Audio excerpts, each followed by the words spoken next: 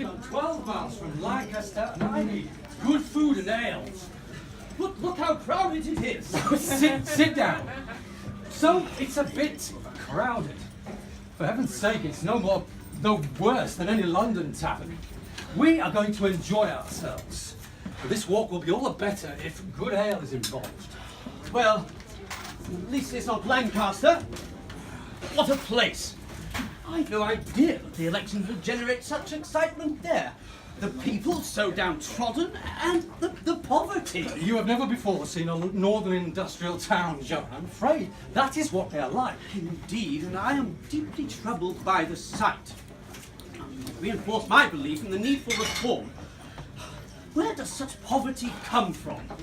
The deafening sound of the clattering mill shuttles positively infected the streets. And then those people who jeered at us in the streets, calling us posh gents with only themselves to work for.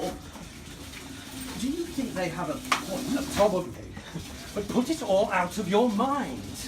We are here to replenish our spirits with the sublime, with beauty and wonder. We'll get to you soon, gents. We're very busy on account of the elections. You might do better in the Green Dragon. We've tried there and it's full of soldiers. A bit like this place. We need ale and food. Like I say, we'll get to you as soon as we can. I shall look forward to it. And what about poor Tom? How can I enjoy myself when my brother is ill dying for all I know in London? Your presence there couldn't change that, my dear John. He is in good hands. And then there's my dear brother George and his wife set sail for America. I don't know if I'll ever see them again. Oh, Charles. What is it? Tom's illness, tuberculosis. I think it might be hereditary. I'm so plagued by the sore throat myself. Well, you're the doctor, you should know. For goodness sake, Keats, remember why we are taking this journey. The weeks of planning. We shall see Wordsworth, maybe even Southern, and then onwards to Scotland and the land of your hero, Robert Burns. Wordsworth, the poetic genius. But you know I have such doubts and reservations about that man. Well, cast your doubts aside. Remember who he is. Think of the landscape he has opened up for us. For I have felt a sense sublime of something far more deeply interfused, whose dwelling is the light of the setting suns, and the round ocean, and the blue sky, and in the mind of man. Even so, he panders to all those in authority. Did I tell you that I saw him out walking in the fog on Hampstead Heath, and he invited me back to his house in Mortimer Street? Well, when I got there, it turns out he couldn't see me after all, couldn't make time for me, as he was called to dine elsewhere. Well, as it turns out, when he appeared, he was all dressed up like a popinjay, in frilled shirt, stiff collar, silk stockings, and knee breeches. He looked ridiculous.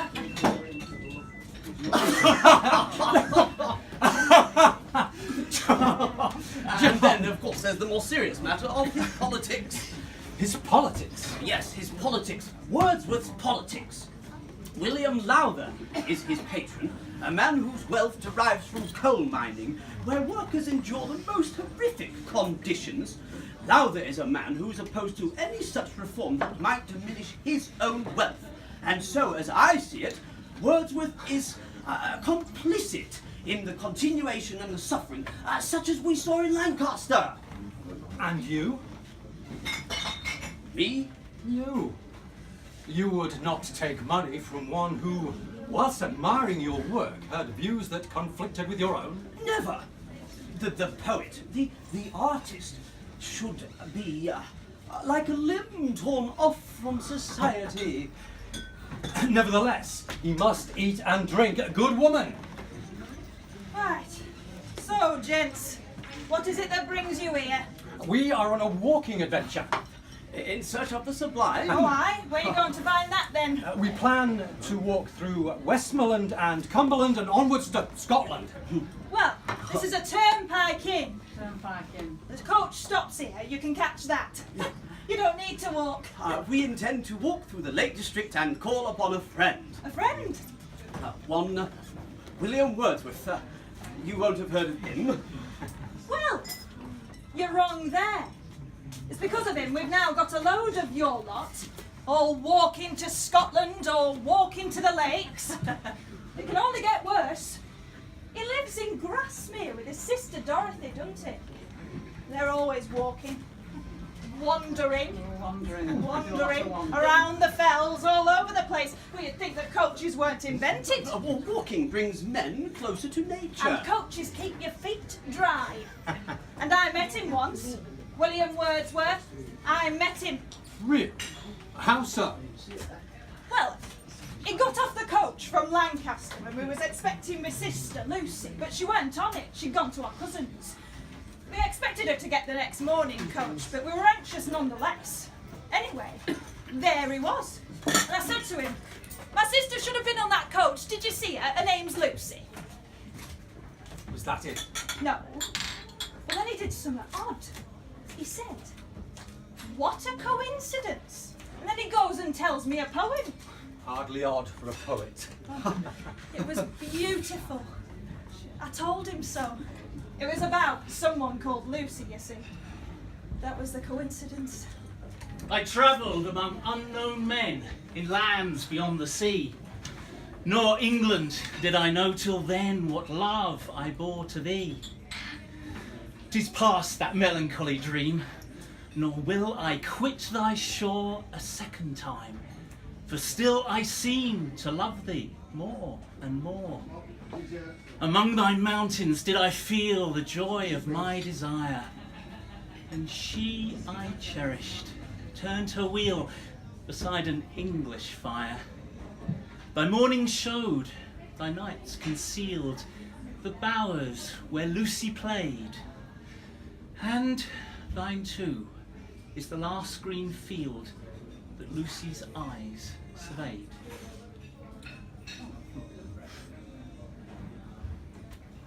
What a coincidence indeed. But did you say anything? Well, what do you think? I said I liked his poem, that's all. So, why so very busy? Why so many soldiers? Oh, it's because of the riot we had. Riots? Here? Oh, yes. There was a riot in Kendal when we had the elections. The soldiers are all here to keep the peace. There's more elections happening now.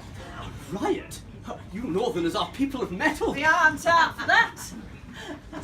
The rioters pelted the Tories with stones and muck. Yeah, it were Viscount Lowther, as he calls himself, and his brother. And they were on horseback. The horses stampeded down Highgate in Kendal, but the people had built a barricade with stones from the bridge. A Tory carriage was overturned, and we don't much like Tories here, you see. What happened to the rioters? Well, they all charged into the King's Arms, the one in Kendal, and they ate a load of roast beef got up for the Tory dinner. Oh, and then they went to the White Hart and ate 2 massive cheeses. But no one were arrested. No one? No. But all through the night, well oiled with Lowther ale, they ran howling through the streets shouting, Broom forever! Room forever! Yeah? That's Henry Broom, the radical Whig reformer. Friend to the working man, they Friend says. of the working man. Friend of William Wilberforce, spearhead to the anti-slavery movement. Indeed. Though, much good that does around here. Lowther's got all the toffs and landed gentry behind him. Poets? Oh, and he's got a castle. While Broom's got a few Quakers and a bunch of scruffs. But back to the riot.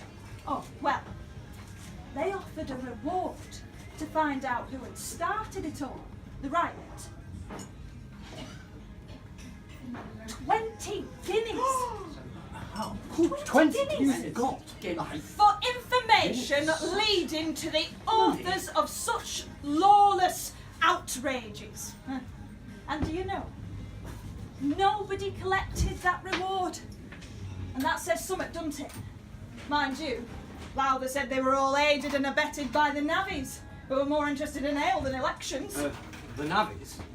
Aye. Well, the place is full of gangs of men all digging the canal. Of course, the Lowthers won. They always win. And they'll win this election now, too. So that's why we've got soldiers. They don't want any more riots. When Wordsworth was young, he was a radical like Broome too. He favoured change and revolution. Oh, bliss was it in that dawn to be alive. To be young was very heaven. Not anymore. He'll probably be poet laureate. Now he likes frilly shirts. And daffodils. Now, about food, my good woman. Isabella. That's my name, Isabella. What another coincidence. Something the matter? No, my Isabella. It's just that my friend here is, I think, still a little in love with a certain Isabella Jones, Well, and his latest poem bears the title, Isabella. his latest poem? Isabella and the pot of basil, to be precise. Isabella and the Pot of Basil.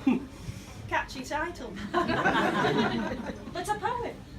You are a poet. Indeed. You are in the presence of Mr. John Keats, who will be recognised hereafter and forevermore as a great poet. Oh, That was the to name. me, no. That's what he said. That's what who said? Mr. Wordsworth. It was on the night that Lucy didn't get back from Lancaster. It was after I said I liked his poem. It was a bit strange. He said, See what you think of this one then. and he handed me a piece of paper. When I asked him what it was, he just said, It was written by a young man I met at a dinner in London. I think it's important. I think he's one to watch. yes. That's what he said. That's what he said. He's one to watch. Dangerous place now.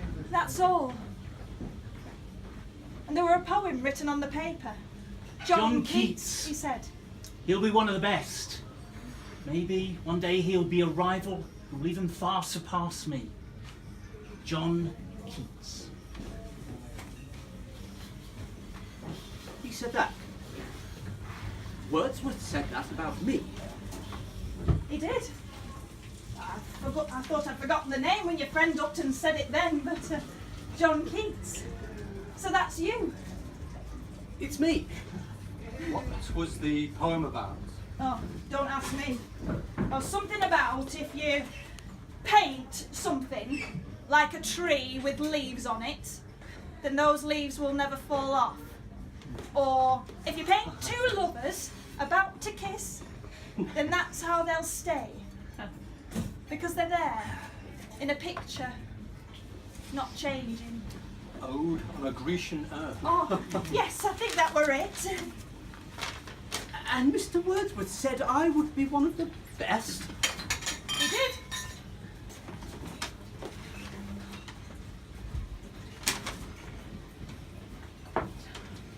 When old age shall this generation waste, thou shalt remain.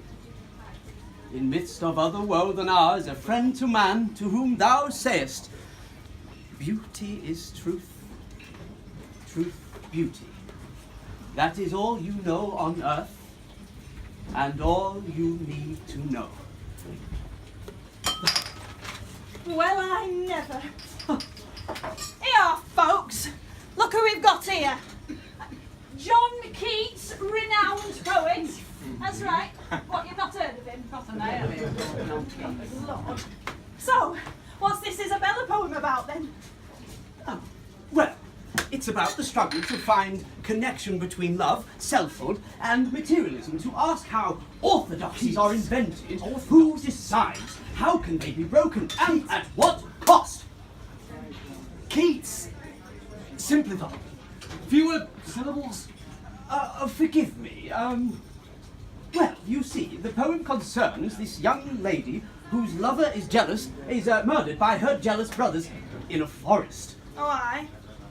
And yes, so She is summoned by his spirit into the forest, where she digs up his body with her bare hands. Not a comedy then. Then she cuts off his head as a keepsake, She does. And puts it in a pot. with a basil plant. And then she weeps. What? And then the jealous brothers steal away her basil pot. They don't. And so she pines away. Dies. I see. Mr. Keats has written other poems not featuring severed heads in pots. Right. Well, I think I like the first one better. About the urn. I'll just go and see what we've got in the kitchen. Won't be a moment. Here you are. Hang on. You're John Keats. Let's hear some more then. Come on. Let's hear some more. What do you think? You must have some. Come on. You must have some poetry with you.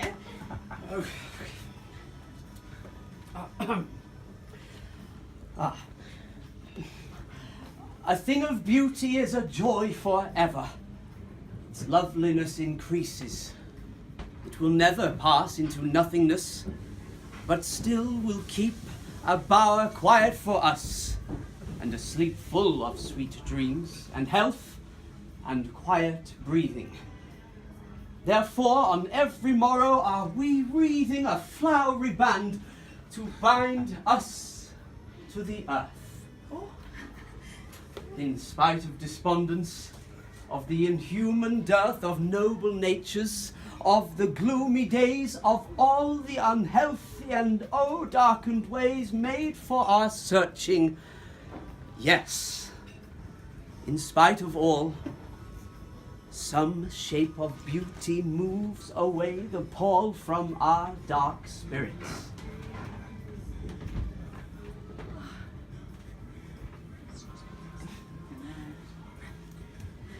I'll get you food. And we shall attend to the next stage of our journey by studying the map. Wordsworth said I'll be one of the best. Imagine that, Charles. Just imagine. Isabella? Isabella, Yes? come and show these two gents the best table in the house. Will Will do, you? I think they deserve it. Come along, gents. I'll show Go you the way. and fill your boots. Right. That's very kind of you, my good woman. Yes, and, Thank you. Yes. Right, Much you all appreciated. Thank you, sir. And a good night to you too. Thank you. Hey!